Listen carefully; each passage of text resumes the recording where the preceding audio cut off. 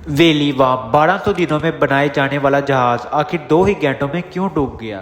10 अप्रैल 1912 ये वो दिन था जब अपने दौर का सबसे बड़ा जहाज टाइटैनिक अपने पहले सफर के लिए बिल्कुल तैयार था।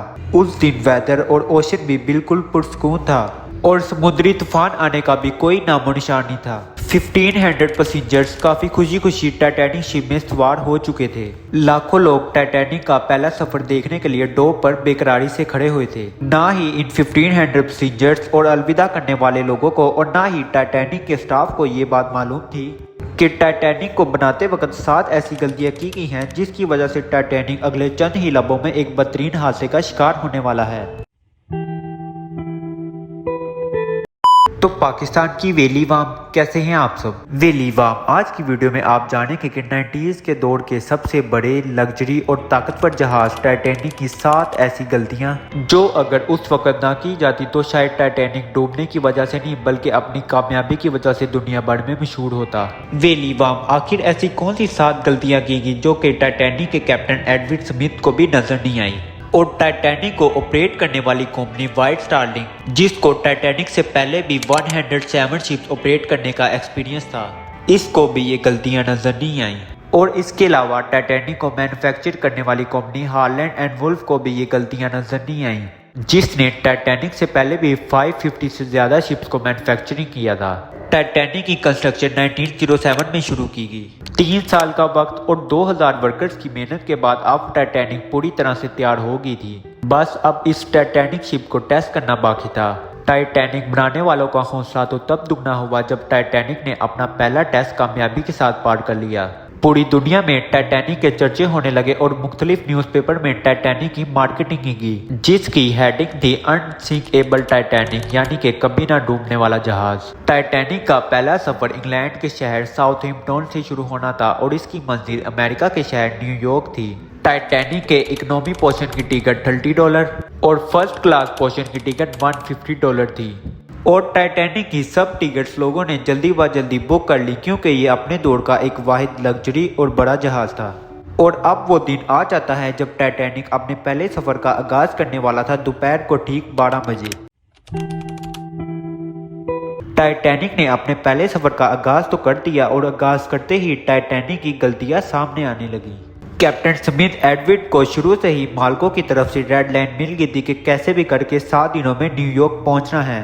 इसी वजह से कैप्टन स्मिथ ने जहाज की स्पीड शुरू से ही बहुत तेज रखी, जो थी टाइटैनिक की पहली गलती। कैप्टन स्मिथ को मालकों की दी गई इंस्ट्रक्शन के मुताबिक जल्द से जल्द न्यूयॉर्क पहुंचना था क्योंकि यह टाइटैनिक का पहला सफर था और अगर टाइटैनिक टाइम से अपनी मंजिल पे ना पहुंचता तो ये टाइटैनिक की रेपुटेशन में बहुत नुकसान होता। दुनिया की कोई भी मशीन हो या गाड़ी या कोई जहाज हो, उसमें स्पीड भी एक ऑपरेटिंग प्रोसीजर होता है और इस प्रोसीजर को टाइटैनिक के सफर के शुरू में ही उसके कैप्टन ने नजरअंदाज कर दिया। अब टाइटैनिक को चलते हुए 3 दिन गुजर गए थे और टाइटैनिक पिछले 72 आवर्स से मुसलसल न्यूयॉर्क की तरफ बढ़ता चला जा रहा था। ये 14 अप्रैल 1912 की शाम थी और एक और जहाज जो टाइटैनिक से कुछ ही घंटे आगे था, उसके कैप्टन ने वायरलेस ऑपरेटर के जरिए टाइटैनिक को समुद्र में बहती हुई चट्टानें यानी आइसबर्ग के बारे में वार्निंग दी थी। यहाँ पर लोगों का कहना है कि ये वार्निंग कम से कम टाइटैनिक को 5 से 6 बार दी गई, लेकिन टाइटैनिक के वायरलेस ऑपरेटर स्टाफ की नाअहली की वजह से उनसे मोस्ट इम्पोर्टेंट वार्निंग मिस हो गई, जो कि थी टाइटैनिक की दूसरी गलती, क्योंकि अगर ये वार्निंग को सीरियस लिया जाता तो शायद टाइटैनिक बदतरीन हादसे का शिकार होने से बच जाता। टाइटैनिक अब बेखुदी और न डर होते हुए मुसलसल आइसबर्ग की रेंज में बढ़ता चला जा रहा था, लेकिन अभी भी टाइटैनिक डूबने से बच सकता था क्योंकि जहाज के पहरेदार अलर्ट थे, जो कि दूर से किसी भी आइसबर्ग को देखकर उसकी इतला कैप्टन को दे सकते थे। लेकिन दूर तक देखने के लिए उन पहरेदारों के पास एक चीज मौजूद ही नहीं थी और वो थी दूरबीन। पहरेदार अलर्ट होते लेकिन दूरबीन न होने की वजह से वो आइसबर्ग को दूर से देख ही नहीं पाए और ये थी टाइटैनिक की तीसरी गलती। जहाज के पहरेदारों ने कैप्टन को आइसबर्ग की इतला तब दी जब आइसबर्ग जहाज के बिल्कुल करीब आ चुकी थी। चूंकि अक्सर अटलांटिक ओशन में बड़ी बड़ी शिप्स को आइसबर्ग का सामना करना पड़ता है, जिसको बड़े बड़े जहाज आराम से हैंडल कर लेते हैं, शायद कैप्टन स्मिथ ने भी यही सोचा होगा।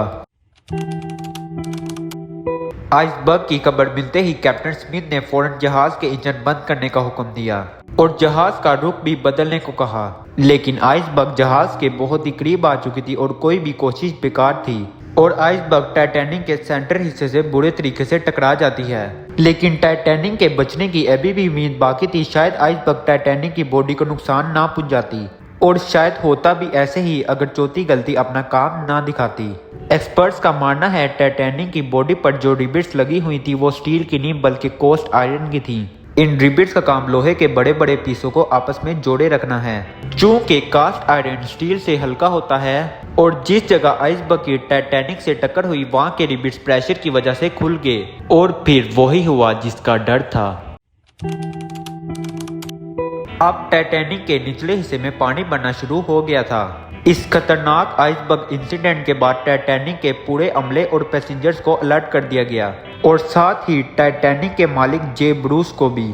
बेशक टाइटैनिक में पानी बनना शुरू हो गया था, लेकिन फिर भी इसकी बचने की उम्मीद बाकी थी, क्योंकि इसको ऐसे डिजाइन किया गया था कि अगर टाइटैनिक के निचले 3 फ्लोर में पानी बनना शुरू हो भी जाए फिर भी ये डूब नहीं सकता। लेकिन असल मुसीबत तो तब पेश आई जब पानी 4थे फ्लोर तक पहुंच गया। जब पानी 4th फ्लोर तक आ गया तो टाइटैनिक के कैप्टन ने मदद के लिए इमरजेंसी अलर्ट जारी कर दिया, जो कि थी टाइटैनिक की एक और गलती, क्योंकि अगर ये इमरजेंसी अलर्ट इंसिडेंट के फौरन बाद किया जाता तो शायद कोई मदद के लिए टाइम से पहुंच जाता। अब टाइटैनिक आहिस्ता आहिस्ता ओशन में डूबता चला जा रहा था। अब हर कोई अपनी जान बचाने में लग गया, लेकिन साथ ही छठी गलती ने भी अपना काम दिखा दिया। जहाज में टोटल 32 लाइफ बोट्स की जगह होती है, जबकि जहाज में सिर्फ 20 बोट्स ही रखी गई। अफरा तफरी के आलम में टाइटैनिक की एक और गलती भी सामने आ जाती है और वो ये थी कि इन 20 लाइफ बोट्स को भी फुल किए बगैर ही पानी में उतार दिया गया। इन लाइफ बोट्स में यहाँ तो अमीर तरीन पैसेंजर्स को बिठाया गया और यहाँ बच्चों को बिठाया गया। अब जहाज तेजी से पानी में डूबता चला जा रहा था और 2:18 में शॉर्ट सर्किट की वजह से टाइटैनिक की लाइट्स भी ऑफ हो जाती हैं और अगले ही लम्हे टाइटैनिक 2 हिस्सों में टूटकर अटलांटिक ओशन के पानी में डूब जाता है और यूं टाइटैनिक की कुछ गलतियों की वजह से 1500 लोगों को अपनी जान से हाथ धोना पड़ जाता है।